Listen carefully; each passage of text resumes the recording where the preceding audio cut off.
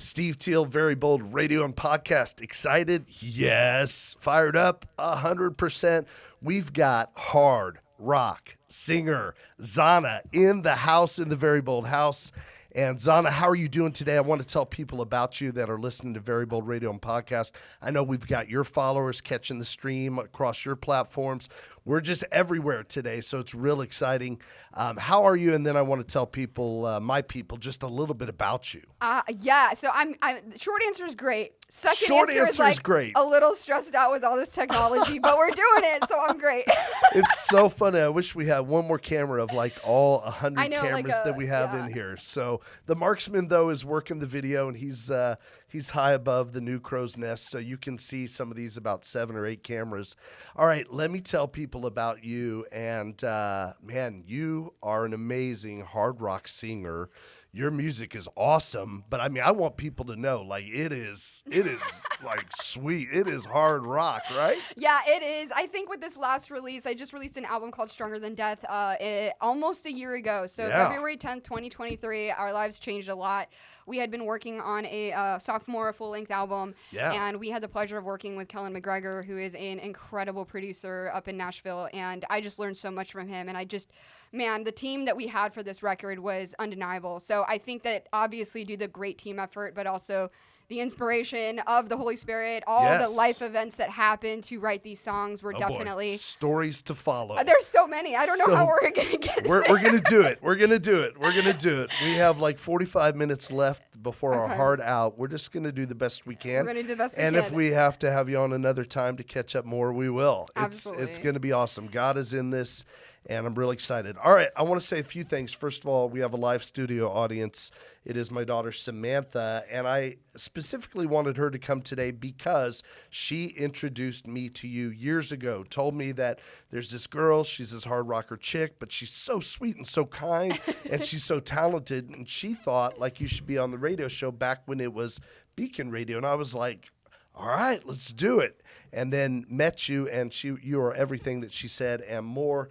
And then we did have you, as you just told your listeners and the people on the live stream, the last time I interviewed you, this kind of blows me away, 2019, December. Oh, my gosh. Wow. December of 2019. That was, I think, 6 months after my transplant. Yeah, I had a kidney transplant, and it, like, consumed my life and also, like, made this whole record about that, actually. So, yeah, it was, man, I mean, I actually just went on a public speaking tour, and I talked about how I did a preaching tour, actually. It was. I was amazed to see that on your Instagram. I it was talk like about that the too. Holy Spirit would not leave me alone. He was like, go do this. You need to go do this. Wow.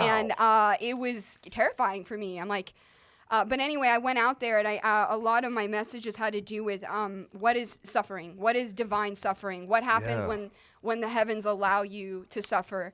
Because it's like the motif of all the greatest people that ever lived in the Bible was that they were allowed to be tempted for a certain period of time to undergo a lot of trouble and tribulations. And you kind of see that kind of time work in Revelation, time clocks of just like there's seasons where, you know, you will go through the wilderness, essentially. So I truly believe my wilderness was from 2019 to, I want to say, just barely 2023, where it was nothing but fight for your life, fight for the calling that you believe God gave you. Wow. A lot of days just thinking I'm insane, a lot of sacrifice, a lot of just wilderness stuff. You know, trying to get this album out, trying to not die in a pandemic as well as not die from my genetic disease, and try to financially float until the music industry comes back alive, and so much more than that. Just deep, hard lessons of life and relationships and people, and trying to heal from the mess of, you know, what I was just transitioning out of in my life, and just some bad experiences in the industry. So a lot of just fight for your life, not only just your physical life, but your spiritual life.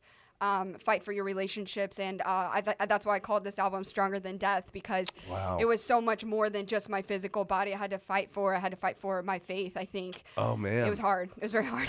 Man. All right, well, we're going to talk about that. I want to also just let people know, just to know, you know, 4 years later, some of the success, the fruitfulness of what God has brought forth. So the numbers I have that you can correct me, they've probably gone up, but Just looking back at 2023 and this Stronger Than Death album, Samantha and I were listening to earlier, really enjoying, and we had it on for the Marksman as well. 2 million streams on Spotify alone is my understanding. Spotify we're talking about. Yeah. And combined, why don't you tell us how many combined streams of your album Stronger Than Death? Sure. So I think I looked at about maybe 1 or 2 weeks ago, and on the combine, on my distribution service, it said, I believe it was at 5,600,000 some on all combined platforms. What? Yeah. 5.6 million. 5.6 million, yeah. Oh my gosh. And, we had a really successful pre-order campaign for physicals too. And there's so much more that I want to talk about, but I can't yet. I just can't talk about it yet. So we'll see what happens. Just be in prayer for the right things to happen. But right. You were not even going to mention that I there's some told things you I going. wasn't, and then I and did, then you didn't did. I? You're so excited you can't help it. I can't. You So can't God's help it. faithfulness. I mean, I think that public speaking tour was really just the start of me being like, okay, just surrendering to, God, like I have done everything you asked me to do, and there is nothing else in my power I can do. And I think that sometimes he really does require that of us, to be like, go as far as you possibly can, and then I will take you there. I will deliver the battle to you if you show up. Just keep showing up and doing what I have instructed you in the vision that I know that, there were days I felt I was insane. I was like, tell us, what do you mean? Yeah. What do I you just mean by like, that? because it was so many odds against us. Like I tell artists who want to go independent, it's going to be the hardest years of your life. Like to be able to fund your, I mean, the music industry is it's an expensive market to be in. Like, and you being good is the minimum. You have to at least be incredibly good at what you do and then also have a business mind. And anyway, it was just very hard. Getting out of a previous label situation. Also, just can we do this on our own? Was your first album? My first album was on. That's the one I actually interviewed with you before. Yeah, right, that one right. was Was on that a label. independent? That was on a label. That was on a label. Yeah. So Okay, there was this like new level that I had to reach on my own. It felt, and to fund it as well. And just in the middle of a pandemic, like how like there's no money to be made, and so just a lot of toiling, and just thinking like I don't know if I'm gonna make it, man. And if I don't make it, then what does that mean about the things I think God spoke to me? Am I crazy? Am I crazy? Like, So I think that every person that has maybe had a conversation with God thought they were crazy. I think. Sure. Yeah. So, and you don't have to talk about it specifically, but so obviously it feels like Joseph, which we talked about 4 years ago, God put dreams on your heart. And they're like dreams that are incredible, just for you. And then when you're like on this path that looks like first you might physically die, and then like professionally die, and then we're going to talk about your faith as well. So that's when you think like, wait a second. I mean, I thought God said A, B, and C. And now there's no way I can see A, B, or C happening. Am I crazy? Is that kind of how that went? Absolutely. I mean, I think when the devil goes to kill, he goes for everything. And I think that's the point. I think he wants you to think like you are crazy. Like I don't know. I don't know, man. I don't know. I just can only speak for myself that I felt at the bottom. And actually it's crazy because my song called Erase that I wrote about being in the bottom literally went viral. And it's just insane to see how God takes your most disgusting pain and just makes something amazing out of it. Yeah. He just literally, I don't know. And then I found out not too shortly after I released the album that it was really circulating in Europe, especially it's crazy. Yeah. That one of the top 2 cities on Apple Music from my reports was Ukraine and Russia, Moscow and Kiev. No way. And I literally wrote an album called Stronger Than Death that people in military bases were streaming because they were literally in a physical war. Whoa. And I'm like, wow, I guess my pain was worth that. I guess I can settle for that.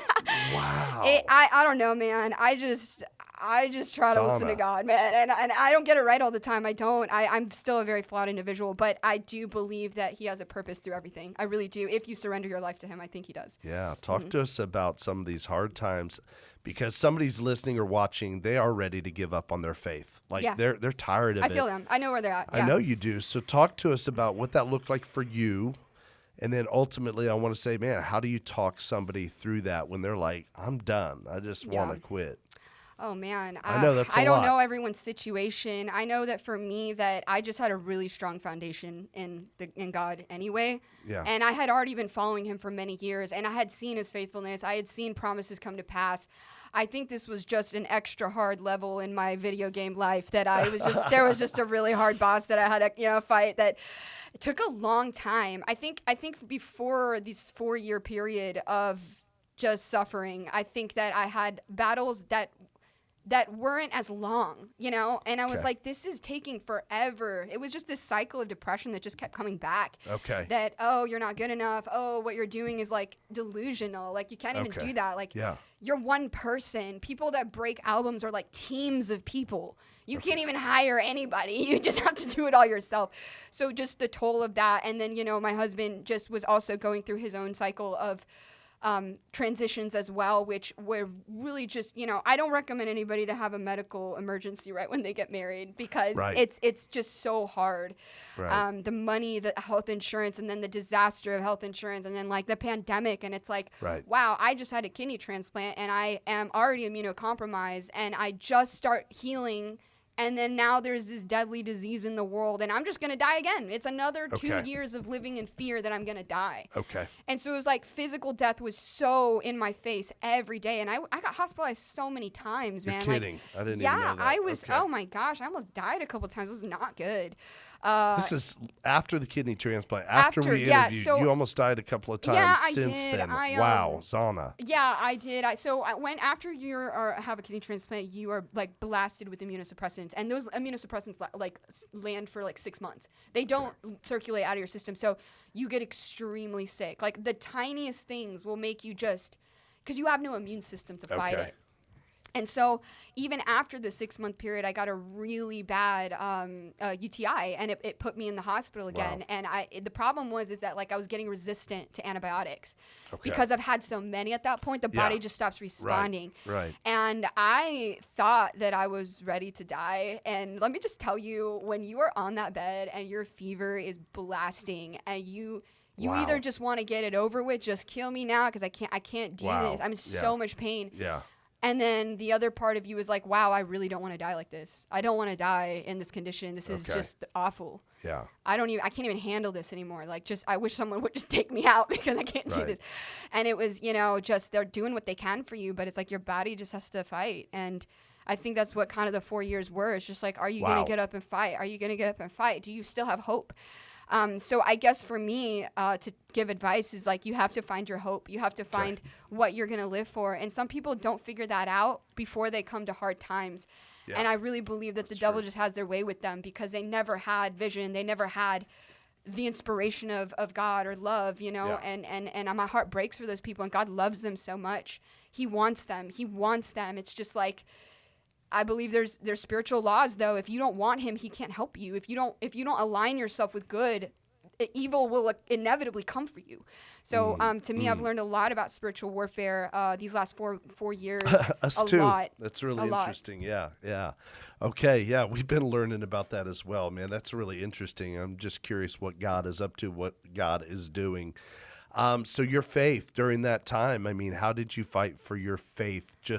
You're going through this again, and this I didn't even realize, like, you were almost dying during these past 4 years. I didn't either. I mean, I would be fine. They'd patch me up, and they'd be like, okay, I'm good, and then just something else would happen. Okay. Yeah, but I cried a lot. I cried so much. Okay. I don't want to sound like over spiritual, but there were moments where like I was like, God, you have to show up. You have to, because I Sure. don't know what to do.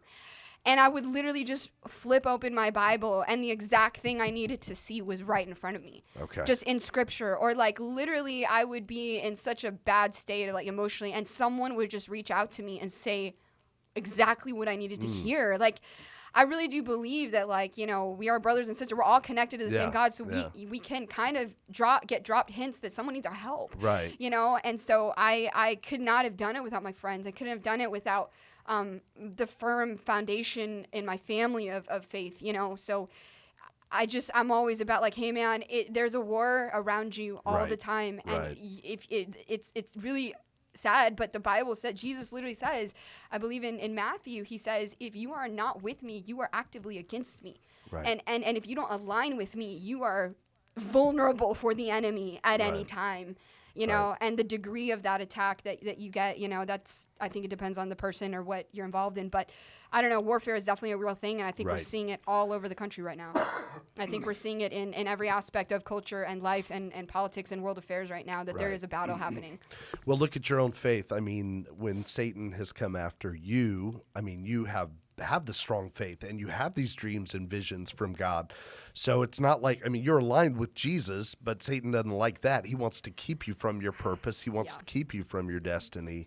How are you fighting through that? Like, it seems like earlier you they were never referencing. stop. It never stops. Yeah. It's literally constant, like constant prayer. Like there are times where I feel like I'm not really praying as much or in the Word lately, and inevitably something just happens where you're like caught off guard. Like you feel like there's like an assault on your life happening. Like, why is it always at the same time everything goes to crap? You know, it's like I don't know. Is that coincidence? I don't know. I think it depends with what God has called you to, and wherever God has called you to, inevitably there will be resistance. Right.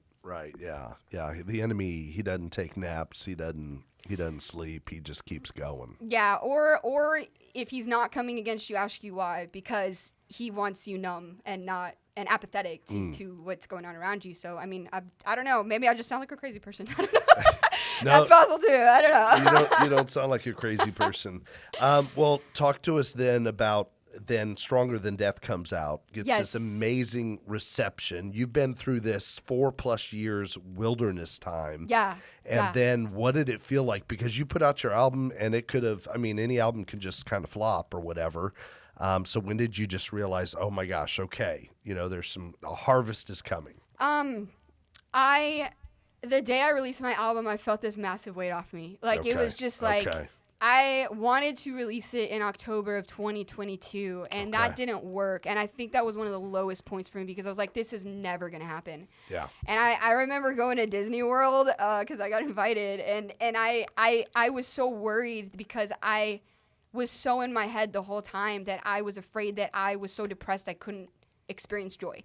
And I was afraid that something was wrong with me. Like, that's how low, you know, it's hard to talk about. Yeah, but I was like, I'm at Disney World and I can't even feel joy. Right. Because I was so torn that this thing was never going to come out. And so that period of waiting, it's like, you talked about Joseph, and I really relate with Joseph because, dude, that dude was in the prison for 10 years, bro. 10 years of misery and pain and confusion of like, I think he probably cursed his dreams at one point. He was like, why did I have these stupid dreams? If I had them, my brothers wouldn't have gotten jealous and sold me into slavery. Right. I literally just had that thought. I was like, wow, I almost wish I never had this dream so I didn't have to walk this path.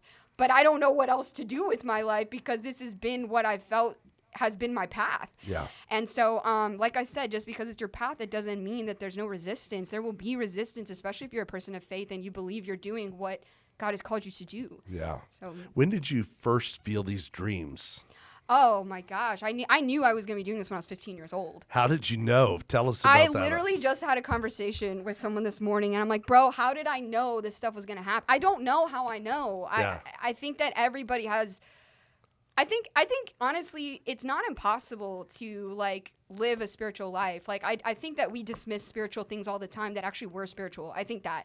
And so I think that when I was 15, I was really being discipled into my church and just so in love with God. I mean, I took away everything. I didn't listen to any secular music. I fasted. I prayed because I so wanted to know who God was. Yeah. And that I think that just walking with him consistently, you think he's not going to speak to you? Like, why wouldn't he speak to you? He knows you're looking for him, you know? He's there. He's in reach. Yeah. So I'm just like really grateful that it's kind of like the parables in Matthew where like the farmer who finds the treasure in the field, sells everything to pursue that. Right. And that's kind of just my whole life has been that way. I'm going to sell everything to pursue what I believe God has for me because I know that is far more worthy than anything I could want in my flesh. Yeah. How did God speak to you back then when you were 15? Hungry and thirsty for righteousness. God is going to bless that. Yeah.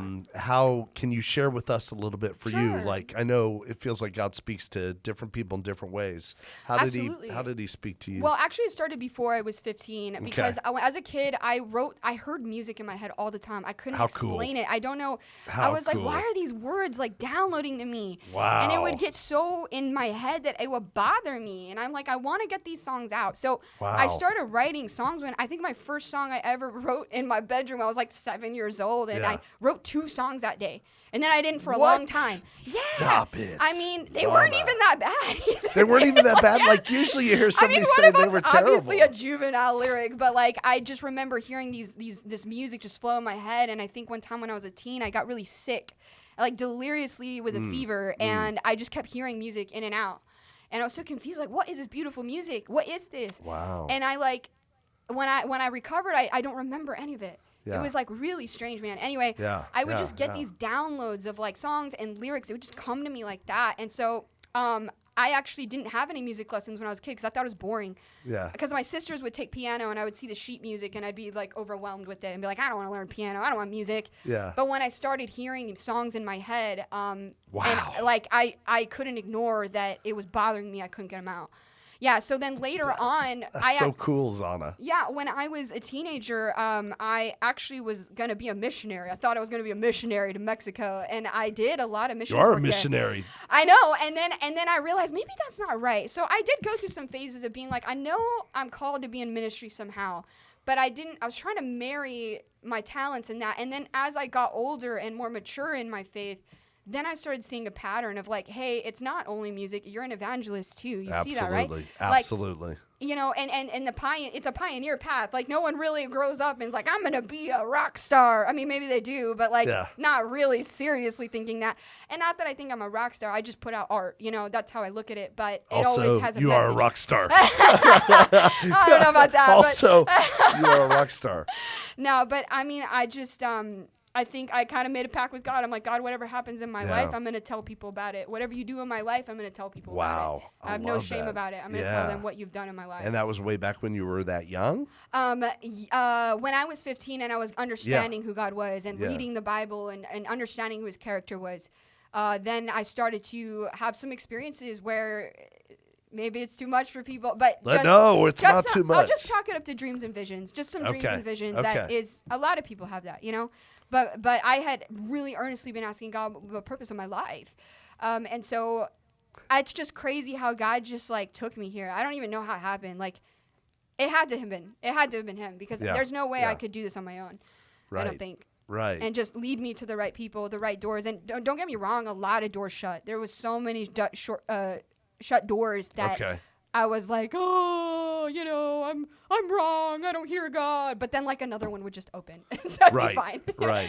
But I think I think God is just looking for people who say yes to him. Man. Yeah. And if you say yes to him, you can't even imagine what he has for you. Yeah. Wow. That is awesome, Zahna. All right. And I just want to remind you, talking about being a missionary and talking about your song taking off in Ukraine and in Russia and in Brazil and all these places, this last year, 167 countries. You are a missionary. Yeah. Whether you want to be or not, you are an evangelist. And your words, your lyrics are really powerful. So, you're doing all those things. They're going to strike a chord with the world, man. They got to be, I don't know, they got to be in truth. They got to be aggressive. The kingdom of darkness is aggressive. Right. We also need to be aggressive. Right.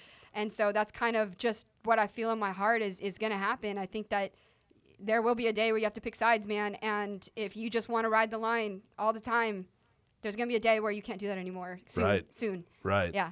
Yeah.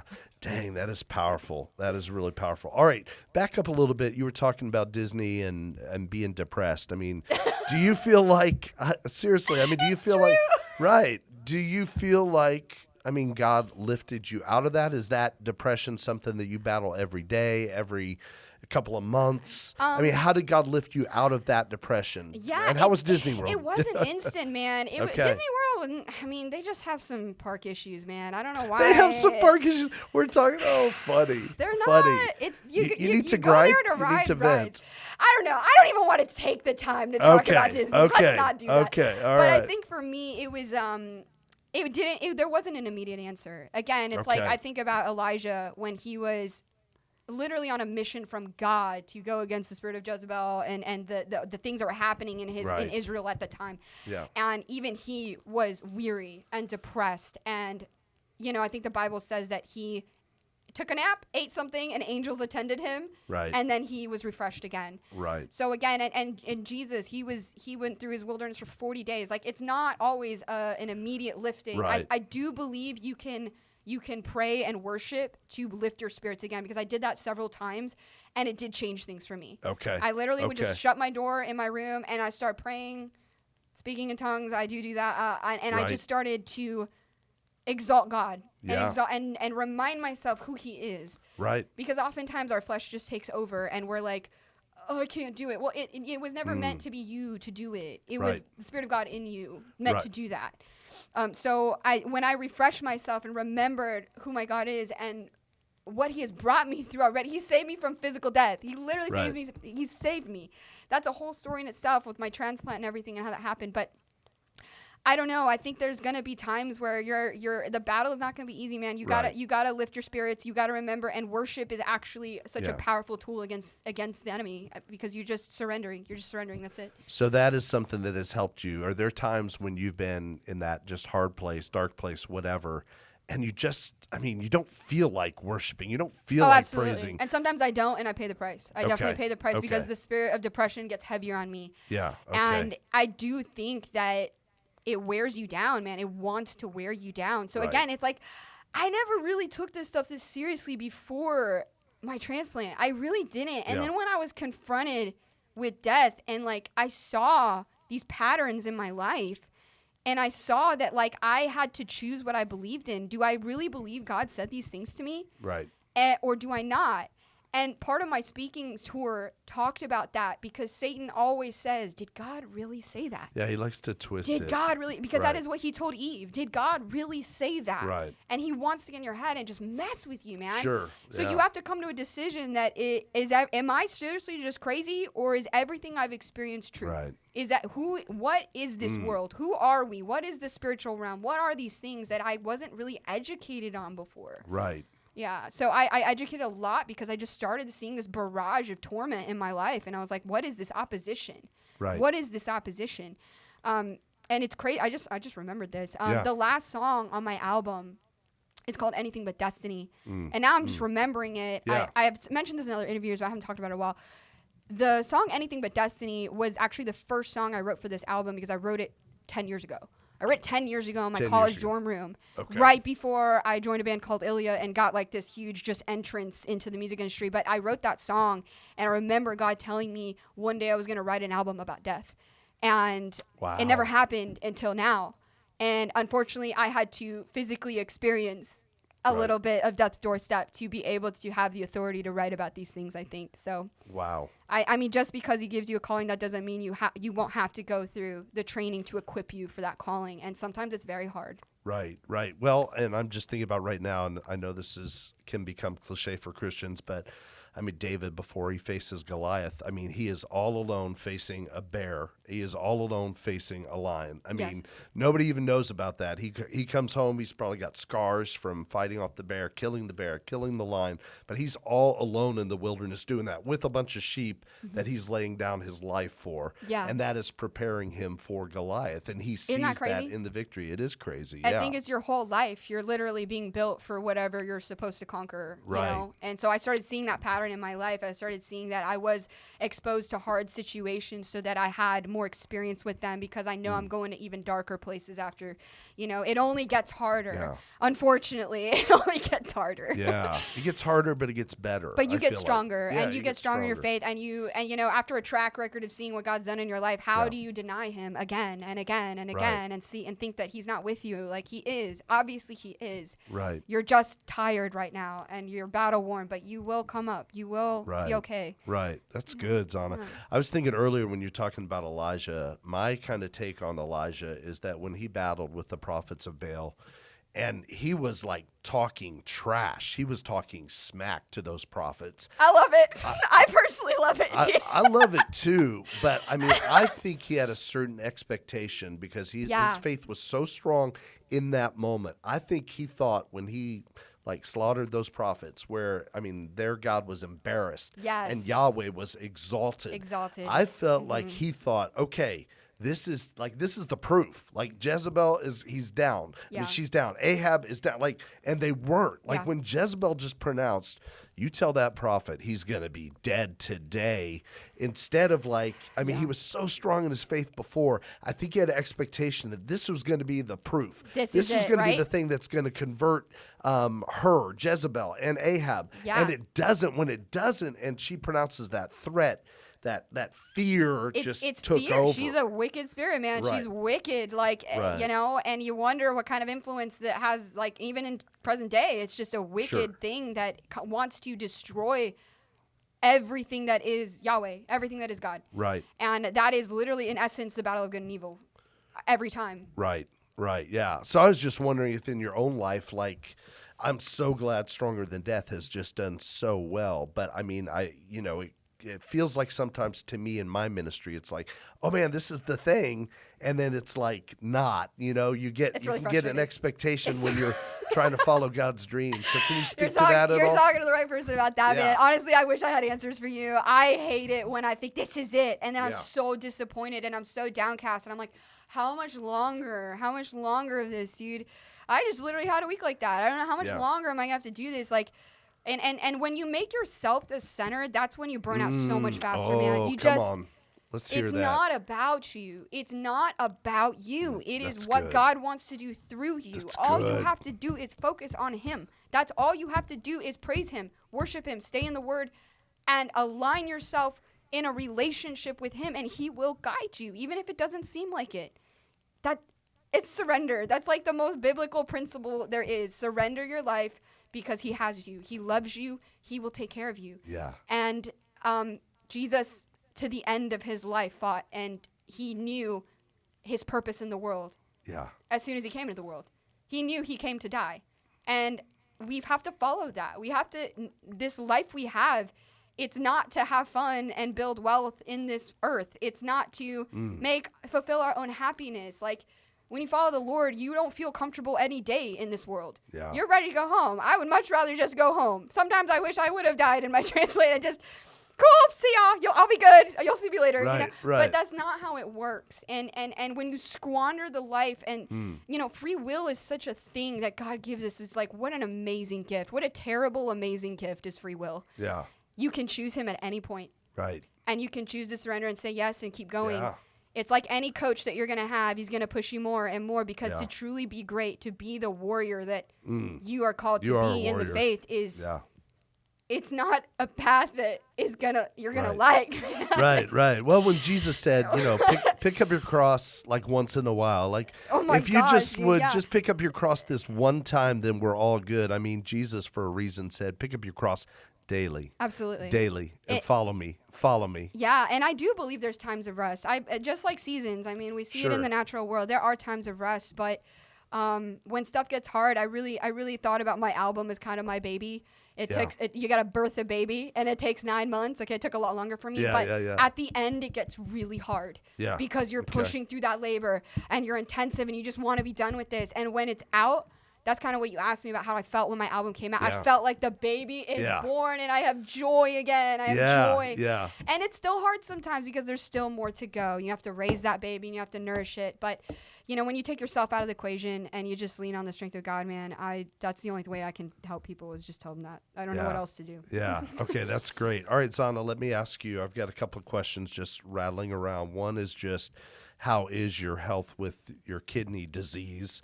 And then number two, after that, I don't want to forget someone to mention it, is just, you talked about your marriage. How long have you been married now? Yeah, I've been married for 5 years. Congratulations. It's so crazy. Yeah, I love it. Yeah. And I just want to hear how you guys are doing and how you've made your marriage strong through this. Yes, absolutely. So how's your health, my first health, of all? good. When I get sick, I get really, really sick. So Okay. I was really sick right after Christmas all the way for like 2 weeks. And so I lost a lot of weight. I got really pale. I am trying to do a new workout to build my strength up again because my heart rate was just really bad. So when I get sick, it's really, really bad. And it is what it is. And there's just the health problems just kind of like culminate. There's like multiple things. So it's just management. It's a lot of management. It's a lot of doctor's appointments and management. But we knew that. We already knew it was going to be like that. Okay. But as for my marriage, I've just seen my husband transform, man. Really? I think I've been honest, just publicly saying it was a rough start for our marriage because of so much stuff, like my health crisis, the exit from the label, my husband's band disbanded. I didn't know that. Okay. He was in some trenches for himself mentally. And honestly, I really do believe that all the things that were meant for evil have actually just opened him up more to understanding God is the true way and submitting to discipleship, submitting to things, because my husband used to be an atheist. Wow. He has a wicked testimony, dude. Okay. He's got to get on this podcast. Hey, let's I'm telling do you, it. man. Patrick, come on, man. And he's got an album coming out too. Oh, let's do it. What? Y'all will see. You're here. It's almost done, actually. It's just in mixing phase right now, and we're going to wait for the right timing. But I he's want got Patrick a lot on. to say. He has made a turnaround. Wow. And I'm just so proud of the man he's becoming. Yeah. And just the way he is slowly just morphing into the man of God that he was always meant to be. Okay.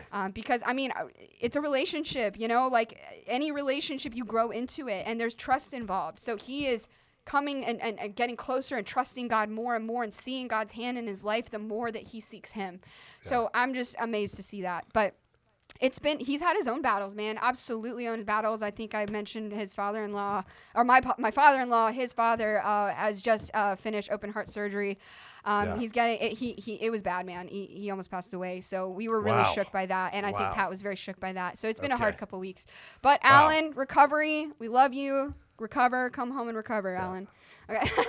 Anyway, we prayed for him off air. So we did pray for him, Alan. We hope you come back, man, because we need you. We need you right now for everything that's happened. So, but I just, marriage is hard, man, and I think that people go into marriage thinking that it's going to make them happy, and it will.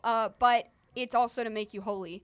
And I think when you have somebody on the other side. Did you just hear yourself? That's a good quote. I can't take credit for that because I saw that title of a book that I saw once. So that's not my quote. Okay. But I believe it. I believe that marriage makes you holy, not happy. Yeah, that's good. But as you become holy, you become happier overall because you are not terrorized by your trauma and your demons. You're receiving healing. You have the Spirit of God in you. You are walking a path that, requires change. And when things get so bad, I think that God lets us fall to rock bottom because he's like, you need to change. Yeah. And that's why people want a relationship with God without the obedience, but that it's not possible because they need to change because they're trapped in these cycles of sin or depression because they have pain in their lives that they don't know what to do or heal from. Mm-hmm. That was definitely me. A lot of my darkness was just hanging on to traumatic things that had happened to me and not understanding how to let them go and forgive people. Well, please tell us how you did that. Oh my, I'm still working on it. Well, please. Well, I think because I feel like that just gets so many people. That's a weapon of Satan. So easy. It is, man. It's literally, so easy, I believe, is a big reason we give authority. Even if you're a Christian and you have given your life to God, if you don't forgive people, he has a foothold on you. Right. And it's like, I don't want to blame myself for going for those things. I don't think some of those things were my fault. However, I saw what it was doing to me. And I saw the person I was before those things happened. Yeah. And then the person I am after them. And it was really sad. It was just really sad because I remember being so joyful all the time and just about God all the time. And I Yeah. was, nothing could get me, dude, until life happens, and it does, and it will. Yeah. And when I realized how different I was from the person that my husband married to this just really angry person, I couldn't support my marriage being like that. Yeah. I couldn't keep living in my own trauma every day because it was affecting everything around me. Yeah. And that was hard. That was hard Wow. to humble myself and be like, okay, yeah, that wasn't my fault, but I can take accountability for how I've hurt other people too. I'm not innocent. Yeah. I have also hurt people. And I'm sure I've made some people have traumatic experiences with me. We all do. We all do. Even if we don't intend to, that it happens. So, when you understand how you're forgiven of those things, then you can forgive others. Because you know how badly you need forgiveness for those things. Yeah, I can forgive other people. Yeah. For you, what does that forgiveness, how does it play out? I know in a lot of cases, it's like you're not even necessarily going to that person. It's not even about reconciliation. It's about letting go. Right. Letting go of that offense that you have every right to hold on to, but it's letting go. So can you, without going into any details except for just tell us how you're forgiving people? I think for me, a really big breakthrough I had for forgiveness was taking accountability for my part. Even if I didn't do the worst thing or something as bad as they did, or maybe I did, maybe to them I did, I don't know. Yeah. But I had to take responsibility and accountability for things that I've done. And like I said, it kind of goes back to what I was saying, when you realize how much you've messed up and how much you've probably derailed other people too, then you're like, oh, well, I really need forgiveness. And the Bible says if you don't forgive, God can't forgive you, because it has to be like that.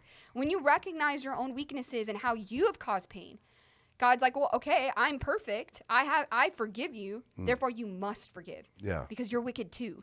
You're all wicked. All of you are wicked. None of you are righteous enough to come to heaven. That is why I had to send my son. Right. Because none of you are worthy of it. Right. So when you have that revelation that you, and that's why I think repentance is such a breakthrough for people's life. When you realize you are some of your own problem, then God can start to reach you. And some people just aren't there yet, man. Yeah. They're not there in that realization yet. So for you, over several years, are we talking about something that just one day you're able to let go? Or are we talking about something that you're kind of trying to let go and you take back and then try to let go? Can you sometimes it does try to come back, and sometimes I fall for it. Sometimes I get upset. I get upset again, and I'm like, but why, Yeah. And I think social media does that to me a lot. I think that when I look at things that make me remember bad things, it's cover your eyes, man. Take care of what you're looking at. If it reminds you of something bad, and I have a lot of music industry trauma. That's kind of the worst one, because I'm in it, and it's still my mission field, and I still have to go through that. And people that just knowing how some things work, it's kind of waking up to it and being like, oh, it's definitely not all sunshine and rainbows. I was very naive when I entered this industry. Now I'm in it for a while, and I see, okay, this is really hard. Right. And not a whole lot of people are very trustworthy either. And people that I thought were my friends are no longer my friends because of business, or they were out for themselves, or they are trying to use me to get themselves ahead. Okay. And that has happened before. Yeah. And it's devastating, because you're like, man, I thought I could trust that person. I thought that person was my friend. Right. And all of a sudden they just delete you off of all social media. So social media is a problem. Yeah. Yeah. Who cares? Yeah. Just stop looking at it. If they hate you, whatever, man. You can't live in that. Right. Yeah. Okay. All right. We've got maybe 3 minutes left. Oh, already? Oh my gosh. Yeah. We've been having a great time. So, oh my goodness. yeah. So I just want to ask you, with the couple minutes we have left, is there just something you just want to share with us? It I can ask more questions, and I wish we had time to just ask your Instagram people, do they have any questions? Let me see. We really, by the time you text it, go ahead and type it in, and we'll see if we can get a question. Yeah, guys, do you have to any Zahna. questions? Let me see if I can get a couple from you guys. And we just have a couple minutes left. But Yes. I will say that, and I don't know if you just need to keep one eye open in case Sure. somebody asks. Got or one eye Instagram over here, there. TikTok over We here. got everything going on. So, but I just want to say to you while you just watch, and again, if you have a question for Zahna, we've got a hard stop in just about 3 minutes. So we'll just look to see if everybody's waving. That's Hi, good. guys. That's good. Hello, everyone. Thanks for joining. But I just want to say, if nothing else, if you're in that chat and you just, have you not been blessed by what Zahna is sharing? And I can't read that question, but he I says, know do you do vocal features? Yes, I do. Just DM me, man. Send me your song, and I'll talk with you over there. Okay, I see another question, and then I just want to ask you about that because the question is about New York City. When are you going to play there? Just tell us, do you have any tour dates coming up? And New York City, you better answer that for them, but just... Yeah, I do have a couple festivals I'm playing. I'm not ready to announce some of them yet. Just waiting on some contracts to come through, but you'll see me at a couple different states. I'm really stoked about it. Okay. June and July, and I can't wait to see you guys, hang out. All right, June and July. All right, so no necessarily like smaller shows or whatever? I don't know. It depends if we have a solid routing. Really just trying to focus on doing quality shows. And, I do want to do full routes and smaller ones eventually. But right now we're just really working on the digital front. Okay. And I've been seeing a lot of growth in that. So I think it'll be soon where we can do full-blown tours, headlining. We'll see. All right. I want you to scroll up just a little. I saw there was a question just a couple of people back. Just another. Yeah, there's one right here. Hold on, let me see if I'm. Yeah, it's right here. It says, "Hi, Steve, Zahna. Outside of God, who has impacted your life?" All right, good question. Yeah, we'll let this be the last question. This will be the last one. Okay, I definitely want to say my dad first. My dad is my hero. Wow, shout out to Dad. My dad is my hero, and he has always, my entire life, told me I could to just dream, just do whatever you want. Wow. You can do it. You can do whatever you want to do. Oh, so he's been my number one supporter. And just, man, there's too many people to count. I don't even know. Like, every experience I've had with somebody has like taught me something, whether they were good or bad. So I think my husband has definitely taught me and mentored me a lot. I don't think I'd be very far without him. So I really love him. I'm so appreciative. Some of my pastors in the past, my youth pastors. Shout out to youth pastors. Matt Rule. Matt Rule. I teach his daughter singing lessons. I love it. Cool. He's in Houston too. Pastor Warren Beamer, who unfortunately passed away a couple of years ago. Yeah. And then just so many church leaders that just poured into me and took the time when I was growing in God to answer my questions and be my friend. Yeah. And so, All right. We're going to close out with our hard hard stop. out, guys. Yeah, Sorry. hard out. But I just want to say, man, I love how God has anointed you. And I'm both sorry for all the Joseph things, all the garbage, all the Daniel things, all the things you've gone through.